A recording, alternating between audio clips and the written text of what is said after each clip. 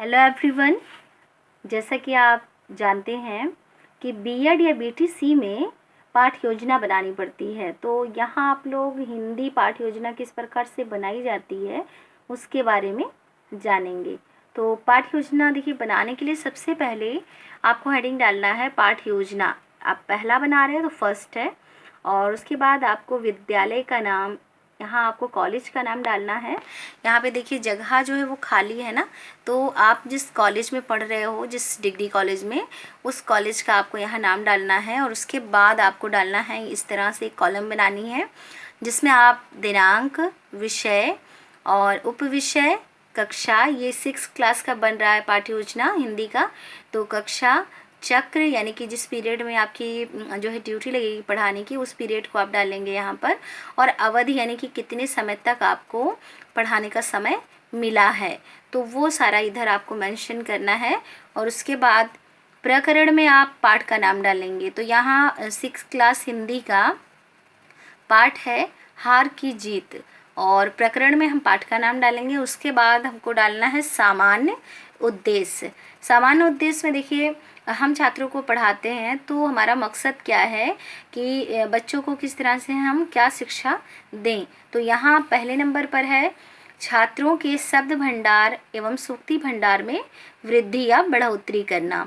दूसरा पॉइंट है छात्रों के शब्द उच्चारण को शुद्ध करना और भाषा संबंधी ज्ञान की वृद्धि करना, भाव व्यक्त करने की नई नई शैलियों या नवीन शैलियों से परिचित कराना, छात्रों की आलोचनात्मक प्रवृत्तियों को सजग करना, वाचन एवं पाठन कला में छात्रों को निपुण बनाना, पाठ में आए सुंदर भावों और विचारों द्वारा चरित्र का निर्माण करने में सहयोग करना, छात्रों की रचनात्मकता और सृजनात्मकता शक्ति का विकास करना, छात्रों की मानसिक, तार्किक एवं बौद्धिक शक्ति का विकास करना, छात्रों में साहित्य के प्रति प्रेम जागृत करना, छात्रों को भाषण कला में निपुण बनाना। उसके बाद ये आपका सामान्य उद्देश्य हो गया। अब हेडिंग डालनी है विशिष्ट उद्देश्य, और इसमें आपको इस तरह से हेडिंग डालकर पहले ज्ञानात्मक उद्देश्य, और इसमें लिखना है छात्रों को हार की जीत नामक पाठ का ज्ञान करना। दूसरा हेडिंग है बोधात्मक उद्देश्य, और इसमें लिखना है छात्रों को हार की जीत नामक पाठ की जो है शिक्षाओं का बोध कराना। और तीसरा हेडिंग है कौशलात्मक उद्देश्य, और इसमें लिखना है छात्र पाठ से प्राप्त शिक्षाओं को अपने जीवन में अपना सकेंगे। और अब आपको हेडिंग डालनी है सहायक सामग्री। सहायक सामग्री यानी कि आप पढ़ाते समय किन किन चीज़ों का उपयोग कर रहे हैं। तो यहाँ संक्षिप्त रूप में लिखा हुआ है कि कक्षा उपयोगी समस्त सहायक सामग्री और पाठ्य पुस्तक आदि। आप इसको डिटेल में भी कर सकते हो, जैसे चॉक, डस्टर वगैरह भी मेंशन कर सकते हैं। इसके बाद आपको हेडिंग डालनी है पूर्व ज्ञान, और इसमें लिखना है छात्र पाठ के संदर्भ में सामान्य जानकारी रखते हैं। अब आपको एक कॉलम बनानी है इस तरह से, जिसमें प्रस्तावना प्रश्न और छात्रा अध्यापिका प्रश्न, संभावित उत्तर या छात्र उत्तर या छात्र कथन भी आप लिख सकते हैं। यहाँ देखिए लेडीज़ हैं तो छात्रा अध्यापिका, जेंट्स हैं तो छात्रा अध्यापक। और इस तरह से आपको प्रश्न कुछ लिखने हैं, जिनसे जो तीसरा प्रश्न है इसमें पाठ का जो टाइटल है वो आ जाए। तो प्रश्न यहाँ इस तरह से है, विराट कोहली किस देश के खिलाड़ी हैं? तो संभावित उत्तर है भारत के। और दूसरा प्रश्न है विराट किस खेल से संबंधित हैं या जुड़े हैं? क्रिकेट से। और तीसरा प्रश्न है जब दो टीम आपस में लड़ती हैं तो एक टीम की क्या होती है? तो उत्तर है हार या जीत। तो पाठ का जो टाइटल है वो एक तरह से यहाँ तीसरे शीर्षक में प्रश्न में आ रहा है। और फिर इसके बाद आपको हेडिंग डालनी है उद्देश्य कथन, और इसमें लिखना है आज हम सब हार की जीत नामक पाठ के विषय में अध्ययन करेंगे। और हेडिंग डालनी है प्रस्तुतिकरण, इसमें लिखना है अध्ययन अध्यापन की सुविधा के लिए या हेतु संपूर्ण पाठ को 2 अन्विति में पढ़ाया जाएगा। अब पहला अन्विति देखिए, यहाँ इसके माध्यम से आप लिख रहे हैं तो ठीक है, किताब से लिख रहे हैं तो भी और आपके लिए जो है ईजी हो जाएगा। तो अन्विति फर्स्ट या पहला, प्रथम आप लिख सकते हैं या फर्स्ट डाल दीजिए।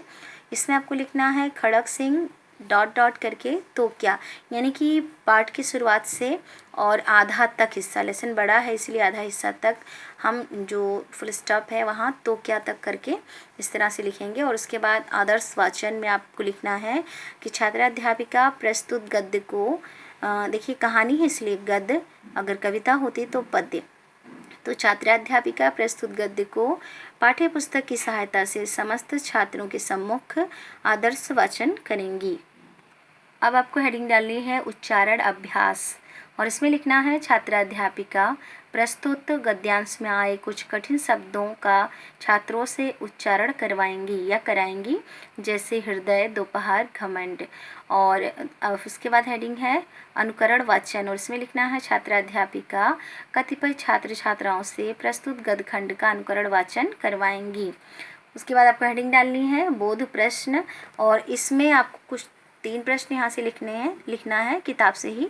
खड़ग सिंह के इलाके का क्या नाम था? दूसरा प्रश्न, बाबा भारती ने किसका हाल पूछा?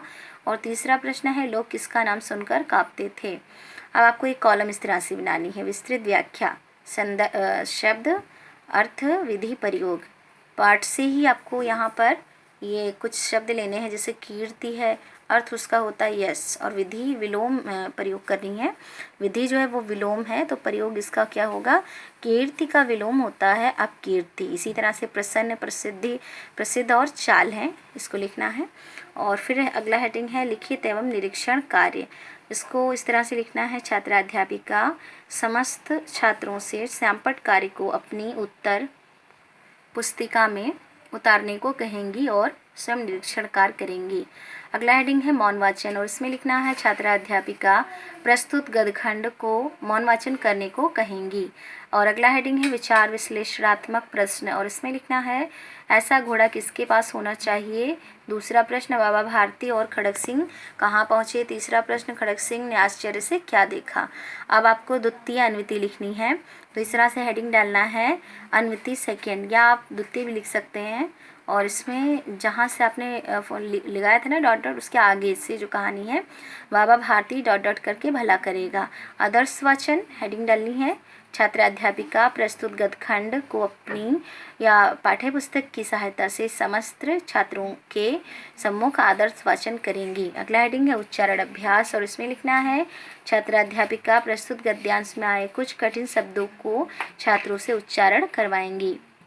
अब आपको हेडिंग डालनी है अनुकरण वाचन, और इसमें लिखना है छात्राध्यापिका कतिपय छात्र छात्राओं से प्रस्तुत गद्यखंड का अनुकरण वाचन करवाएंगी।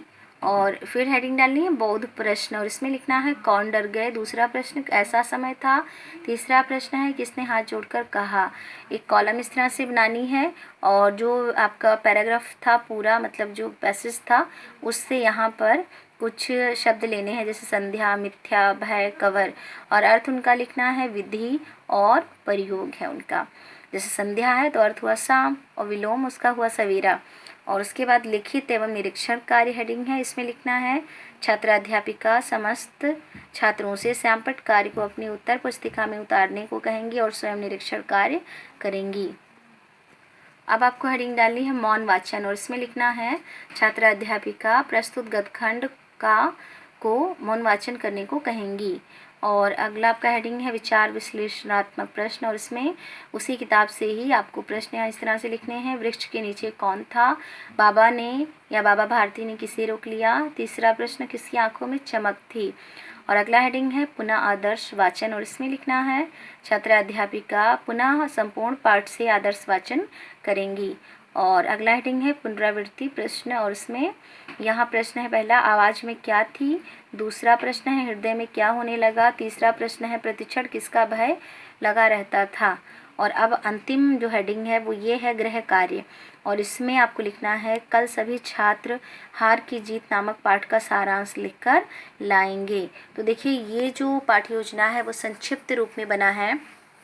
इसको आप और भी बड़ा अगर करना चाहते हैं तो जो प्रश्न यहाँ पर लिखा हुआ है उसका आप उत्तर लिख करके इसको और बड़ा कर सकते हैं। तो इस वीडियो में आपके लिए हिंदी पाठ्य योजना कक्षा 6 पाठ का नाम है हार की जीत। Thank you.